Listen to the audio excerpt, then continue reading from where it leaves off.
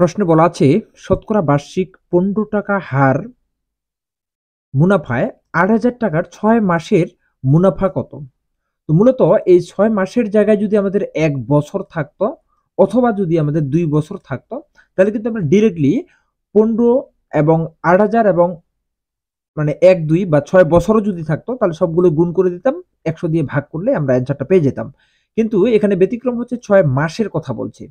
যেহেতু মাসের কথা বলছে সেক্ষেত্রে আমাদের একটু ব্যতিক্রম করতে হবে, যেটা হচ্ছে কি যে i equal to PRN by ১০০ ঠিক আছে, কিন্তু এই যে ৬ মাস আছে যার জন্য আমাদের ৬টা উপরে লিখতে হবে আর নিচে লিখতে হবে ১২, অর্থাৎ ১২ মাসের মধ্যে ৬ মাস। ঠিক আছে, ৬ মাস হচ্ছে উপরে, অর্থাৎ এখানে যদি ৯ মাস থাকে তাহলে ৯ মাস উপরে দিব, নিচে ১২ দিব। যদি ৩ মাস থাকে ৩ মাস উপরে, নিচে ১২ থাকবে।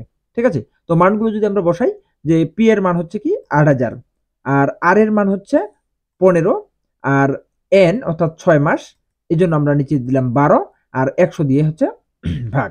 তো মূলত এটা যদি আমরা ক্যালকুলেশন করি, অর্থাৎ এটা যদি ক্যালকুলেশন করি শূন্য শূন্য কাটে দেই, ঠিক আছে, ৬ দুগুণী হচ্ছে ১২, ২ আর ২ দিয়ে যদি আমরা ৮০ কে কাটি তাহলে হচ্ছে পাবো ৪০।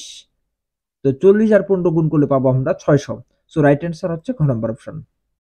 প্রশ্নে বলা আছে ৬% হারে ১০,০০০ টাকার ৯ মাসের সুদ কত হবে? তো এখানে এবার ৯ মাস বলছে, তাই আমরা ৯ বাই কি বলবো? ৯ বাই হচ্ছে ১২ বলবো।